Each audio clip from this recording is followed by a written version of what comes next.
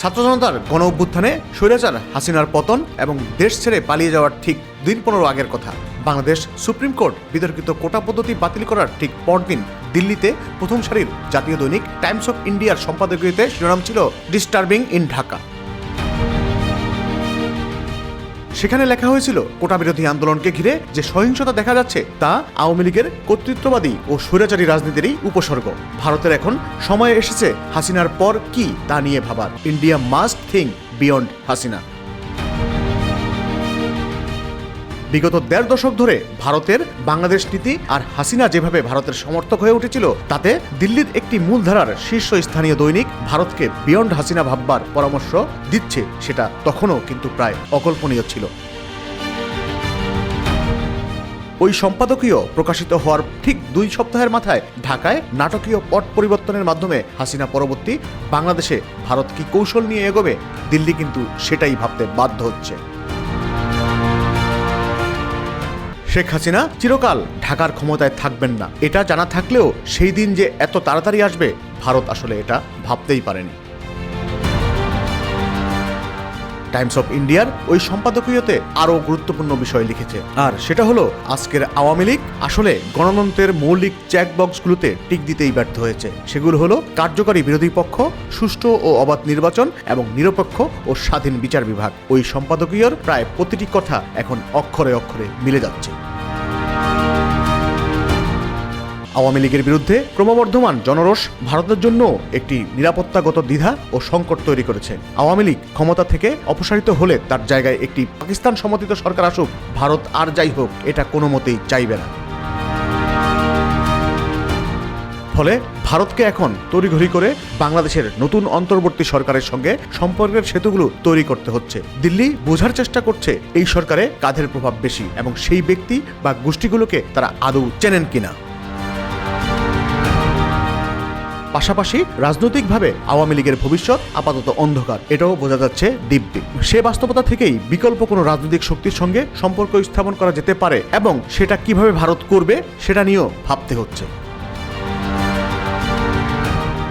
বাংলাদেশে ক্ষমতার পালাবদলের পর জামায়াত বা হেফাজত ইসলামের মতো ইসলামী শক্তিগুলোর যে দাপট ও রমরমা অবস্থা, ভারতের জন্য এটাও উদ্বেগের কারণ হয়ে উঠেছে।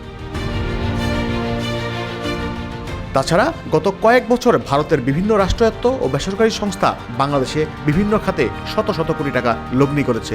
এই সংকটের মুহূর্তে সেই বিনিয়োগ কিভাবে আর কতটা রক্ষা করা সম্ভব, সেটাও ভারতের আরেকটা বড় দুশ্চিন্তা। সব মিলিয়ে বাংলাদেশের ঠিক 1 মাস আগের নাটকীয় ঘটনা প্রবাহ কূটনৈতিক, রাজনৈতিক, অর্থনৈতিক, দ্বিপাক্ষিক সম্পর্কের নানা দিকেই ভারতকে এক অপ্রত্যাশিত সংকটে ফেলেছে। দিল্লি এই মুহূর্তে ঠিক কিভাবে সেগুলো সামলানোর চেষ্টা করছে, সম্প্রতি বিবিসির এক প্রতিবেদন সেটাই তুলে ধরেছে। বাংলাদেশে নতুন অন্তর্বর্তী সরকারের সাংবিধানিক বৈধতা কতটা তা নিয়ে সে দেশের ভেতরে হয়তো প্রশ্ন উঠেছে। তবে ভারত কিন্তু ওই সরকারকে স্বীকৃতি দিতে কয়েক মিনিটের বেশি সময় নেয়নি। অন্তর্বর্তী সরকারের প্রধান উপদেষ্টা হিসেবে মোহাম্মদ ইউনূস গত 8 আগস্ট শপথ নেওয়ার কিছুক্ষণের মধ্যেই ভারতের প্রধানমন্ত্রী নরেন্দ্র মোদী এক্স হ্যান্ডেলে পোস্ট করে নতুন দায়িত্ব গ্রহণের জন্য তাকে শুভেচ্ছা জানান। দুই দেশের মানুষের স্বপ্ন পূরণের লক্ষ্যে একযোগে কাজ করতে ভারত যে অঙ্গীকারাবদ্ধ থাকবে, ওই পোস্টে সে কথাও জানান মোদী। সুতরাং ঢাকা থেকে হাসিনার বিদায় পর্ব যতই বিতর্কিত বা রহস্যে ঘেরা হোক, ভারত কিন্তু সে দেশের নতুন বাস্তবতাকে মেনে নিয়ে নতুন সরকারের সঙ্গেই সম্পর্ক করার কাজে হাত দিয়েছে। গত প্রায় 1.5 দশক ধরে বাংলাদেশে ভারতের বিরুদ্ধে একটা প্রধান অভিযোগ ছিল, তারা শুধু শাসক দল আওয়ামী লীগের সঙ্গেই সম্পর্ক রেখে চলেছে এবং আওয়ামী পিজম দিয়েই বাংলাদেশের সবকিছুকে দেখার চেষ্টা করেছে। মজার বিষয় হলো, দিল্লিও কিন্তু এই অভিযোগ কখনো পুরোপুরি অস্বীকার করেনি, বরং তারা আত্মপক্ষ সমর্থনে বলার চেষ্টা করেছে যেসব দল চিরকাল ভারত বিরোধিতার রাজনীতি করে এসেছে, তারা ক্ষমতায় থাকাকালীন ভারতের সঙ্গে সম্পর্ক তলানিতে ঠেকেছে, তাদের সঙ্গে কিভাবে সম্পর্ক করা সম্ভব।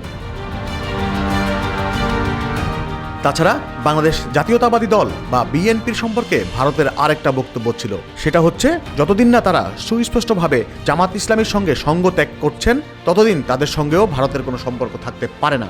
আসলে জামাতের রাজনৈতিক বা ধর্মীয় মতাদর্শ ভারতের কাছে এতটাই অস্পৃশ্য যে জামায়াতের কোনো রাজনৈতিক সঙ্গী বা শরিককেও বিশ্বাস করা ভারতের পক্ষে সম্ভব নয়। মোটামুটি এই যুক্তিটাই দিল্লির থিঙ্ক ট্যাঙ্ক সার্কিটে ও একাডেমিয়াতে এতদিন ধরে দেওয়া হতো।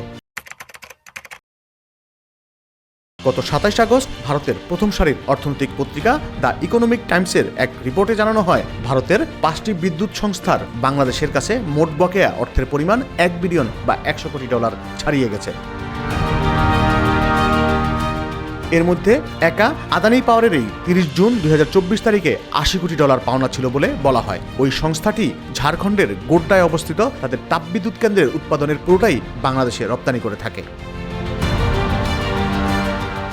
এছাড়া SEIL energy, PTC India, NTPC ও পাওয়ার গ্রিডের মতো আরও বিভিন্ন সংস্থারও বাংলাদেশের কাছে কোটি কোটি ডলার পেমেন্ট বাকি রয়ে গেছে বলে ওই রিপোর্টে বলা হয়। বাংলাদেশের রাজনৈতিক অস্থিরতা যে এই অর্থ পরিশোধের সম্ভাবনাকে ব্যাহত করতে পারে সেই আশঙ্কার কথা উল্লেখ করা হয়েছিল ওই প্রতিবেদনে।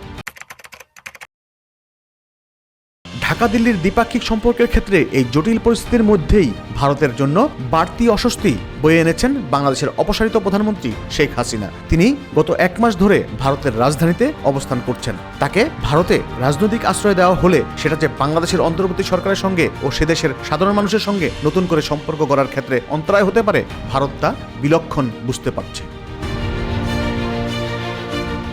কিন্তু তা সত্ত্বেও গত প্রায় 50 বছর ধরে যিনি ভারতের ঘনিষ্ঠ মিত্র ও আস্থাভাজন, সেই হাসিনার বিপদের মুহূর্তে তার পাশে না দাঁড়ানোটাও ভারতের জন্য কোনো অপশন বা বিকল্প নয়। ফলে তাকে যথাযোগ্য মর্যাদা ও উপযুক্ত সম্মান দিয়ে ভারত প্রথম দিন থেকেই সব ধরনের আতিথেয়তা দিয়ে চলছে। তবে কতদিন সেটা করে যেতে হবে এই মুহূর্তে ভারতেরও সে ব্যাপারে কোনো স্পষ্ট ধারণা নেই।